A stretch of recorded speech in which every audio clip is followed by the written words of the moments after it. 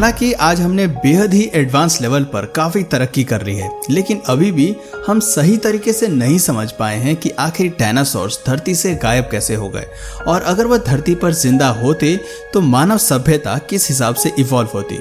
आज के वीडियो में हम इसी सवाल का जवाब तलाशने वाले हैं और कुछ ऐसी हाइपोथेसिस के बारे में जानने वाले हैं जो प्री हिस्टोरिक जानवरों के मरने के कई कारणों को हमें बताती है। तो देर न करते हुए चलिए शुरू करते हैं हमारी आज की वीडियो को। खैर, ये बात तो हम सभी को पता है कि डायनासोर्स की विलुप्ति के लिए जिम्मेदार हमेशा से उस मेटेरॉइड को माना जाता है जो धरती से आकर टकराया। इस टकराव ने एक बहुत बड़े विस्फोट को जन्म दिया, जिससे डायनासोर्स के साथ साथ कई प्रजातियां धरती से विलुप्त हो गईं, और जो बची वो इसके बाद उत्पन्न होने वाले प्रभाव और आइस एज के चलते खत्म हो गई। लेकिन ये सब कुछ हुआ कैसे, ये समझने के लिए चलिए मिलियन साल पहले पीछे चलते हैं।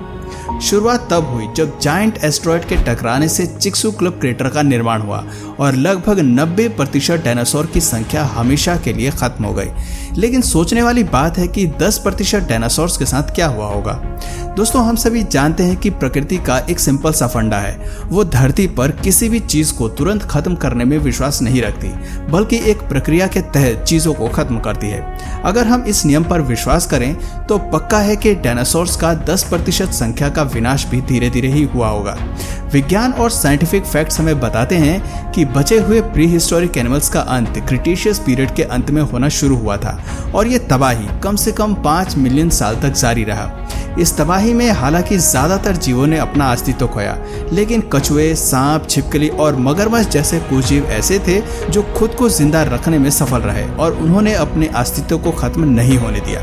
वहीं बात करें डायनासोर्स की, तो ये जीव आकार में बेहद ही विशाल जरूर रहे, लेकिन इनके अंदर इंटेलिजेंस की भारी कमी रही। इनका बड़ा प्लस पॉइंट विशाल आकार रहा। इसके अलावा भगवान ने डायनासोर्स को एक बड़े पेट, ताकतवर शरीर, शार्प दांत से नवाजा।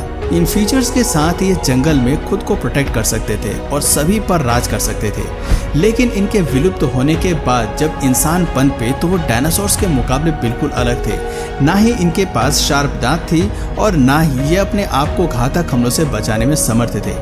शुरुआती दौर में जब आदि मानव पनपे तो उनके लिए सबसे बड़ी चुनौती खुद को जिंदा रखना था, लेकिन अपनी बुद्धि के बल पर ये छिपकर रहना सीख गए। जानवरों की त्वचा पहनने से लेकर अपने लिए क्ले पॉट्स में खाना बनाकर रखने तक इन्होंने कई नई तकनीक सीखी, जिसने इंसान के एवोल्यूशन को बढ़ाया। कुछ समय बाद इंसानों ने गुफा में रहना और आग से खुद को गर्म रखने के तरीकों को भी सीखा, जिसने धीरे धीरे धरती पर इंसान के रहने की अवधि को बढ़ाया। लेकिन बात करें डायनासोर्स की मौत की, तो कुछ प्लेनेटोलॉजिस्ट का मानना है कि एस्ट्रॉयड के टकराव के अलावा भी डायनासोर्स की मौत के कई कारण रहे, जिसमें सबसे बड़ा कारण इवोल्यूशन रहा। अगर आप सोच रहे हैं कि वो कैसे, तो चलिए आपको एक एग्जाम्पल की मदद से ये पॉइंट समझाने की कोशिश करते हैं। उदाहरण के तौर पर अगर इंसान को ही ले लिया जाए तो उसने अपनी यात्रा 0 लेवल से शुरू की थी।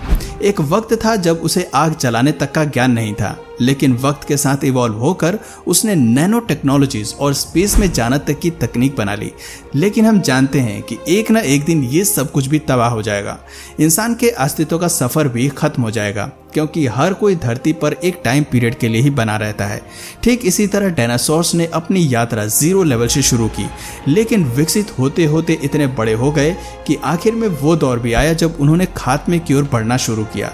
दोस्तों, ये थियरीज हमें भले ही लॉजिकल लगे, लेकिन विज्ञान जगत में कई वैज्ञानिक इस पर विश्वास नहीं करते और वो डायनासोर्स के मरने की एक दूसरी हाइपोथेसिस प्रस्तुत करते हैं, जिसके मुताबिक उनका मानना है कि पृथ्वी से बिलियन लाइट ईयर्स दूर एक स्टार में विस्फोट हुआ और उससे निकलने वाला खतरनाक गामा रेडिएशंस धरती की ओर आया। इन रेडिएशंस ने ओजोन लेयर को बुरी तरह तबाह किया, जिससे मौसम और पृथ्वी के वातावरण में भारी बदलाव हुआ, और इस बदलाव की वजह से डायनासोर धीरे धीरे धरती से विलुप्त हो गए। इसके अलावा एक हाइपोथेसिस हमें और सुनने को मिलती है जो बताती है कि मिलियन साल पहले ओशन वाटर लेवल में भारी बदलाव हुआ। इस बदलाव से समुद्र के पानी में भारी कमी आई और धीरे धीरे धरती पर रहने वाले जानवर दम तोड़ने लगे। मरीन लाइफ भी इससे बहुत प्रभावित हुई और एवोल्यूशन चेन भी बदलती चली गई।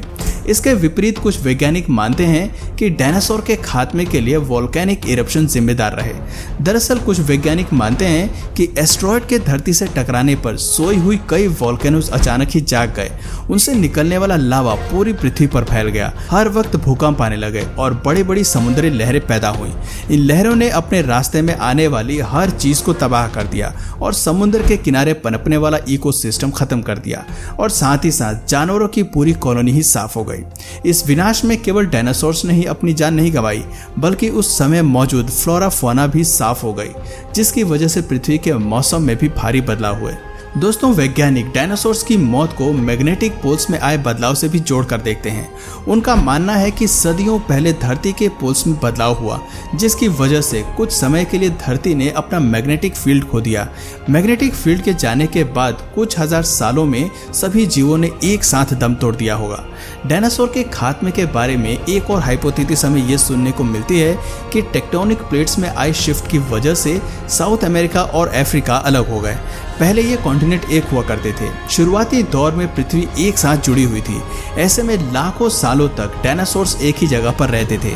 उनकी डाइट भी उसी तरह से अरेंज थी और ये एक तरह के क्लाइमेट के लिए एडेप्टेबल थे। लेकिन जैसे जैसे टेक्टोनिक प्लेट शिफ्ट हुआ और मौसम बदलता गया, वैज्ञानिकों का मानना है कि ऐसे में जरूर ही कई तरह की महामारी इन जीवों के बीच फैली होगी और वीक इम्यूनिटी के चलते ये उससे उभर नहीं पाए होंगे और ऐसे में उन्होंने अपना अस्तित्व खो दिया होगा। हम नहीं जानते कि इनमें से कौन सी थ्योरी सटीक है, लेकिन ये सभी कारण वाजिब लगते हैं जिसकी वजह से डायनासोर्स ने अपना जीवन खोया होगा। इसके अलावा हमें और भी कई हाइपोथेसिस सुनने को मिलती हैं जो बताती हैं कि धीरे धीरे किस तरह से डायनासोर्स पहले कमजोर पड़े और फिर उनका खात्मा हो गया। लेकिन ज्यादा गहराई में न जाते हुए अब हम बात करेंगे कि कैसा होगा अगर डायनासोर्स अभी भी धरती पर अपना अस्तित्व बनाए रखते और वो असल में कहाँ रहते। टीवी और फिक्शंस मूवी में तो आपने अक्सर देखा होगा कि इंसान डायनासोर्स के साथ अपने जीवन को कैसे इमेजिन करता है। फिल्मों की कहानी में वो अक्सर दिखाते हैं कि डायनासोर्स कितने खतरनाक हैं और वो इंसानों के साथ रहने के लिए नहीं बने हैं। लेकिन अगर वो सच में जिंदा होते तो शायद कहानी कुछ और ही होती। ऐसा भी हो सकता है कि इंसानों से छिपकर रहना वो पसंद करते। कुछ लोग तो ये भी मानते हैं कि डायनासोर जैसे खतरनाक जीव आज भी जिंदा हैं और इंसानों से छिपकर रह रहे हैं। अगर आप सोच रहे हैं कि कहाँ, तो आपको बता दें कि उनका मानना है कि ये दानव आज भी समुद्र की गहराई में अपना डेरा जमाए हुए हैं। ऐसे ही एक कहानी हमें स्कॉटलैंड के लॉच नेस मॉन्स्टर की सुनने को मिलती है। कहते हैं कि रोमन एम्पायर के समय में इस मॉन्स्टर की कहानियां काफी प्रचलित थी। कहते हैं कि कई लोगों ने इसे देखा था और वो इसे जायंट क्रिएचर मानते थे। कुछ लोग इसके आकार को जायंट मेंढक जैसा भी बताते थे, तो कुछ इसे बड़ी सी सील कहकर बुलाते थे। दोस्तों, जब ये कहानियां जोर शोर से सब जगह फैल गईं, तो इसे ढूंढने के लिए कई सर्च ऑपरेशंस भी किए गए, लेकिन कुछ हासिल नहीं हुआ। 20वीं शताब्दी के करीब लोगों ने इसके आकार में बदलाव की पुष्टि की। उनका मानना था कि झील में रहने वाला ये राक्षस काफी कुछ प्री हिस्टोरिक एनिमल जैसा ही लगता है। उन्हें काफी विश्वास था कि झील में इसका अस्तित्व आज भी बरकरार है। इस जीव की काफी तस्वीरें और वीडियो भी सामने आई जो दिखने में तो धुंधली थी, लेकिन इन्हीं तस्वीरों के आधार पर वैज्ञानिकों ने इस जानवर को गंभीरता से लेना शुरू किया।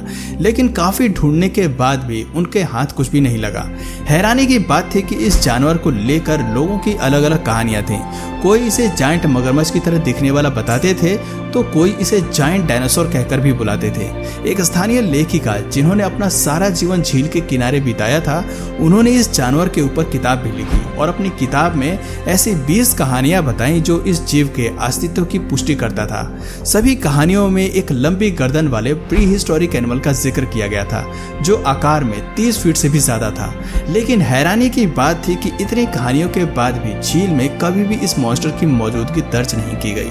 ऐसे ही हमें और भी कई कहानियां सुनने को मिलती हैं जहां प्री हिस्टोरिक एनिमल्स के जिंदा रहने का जिक्र किया जाता है।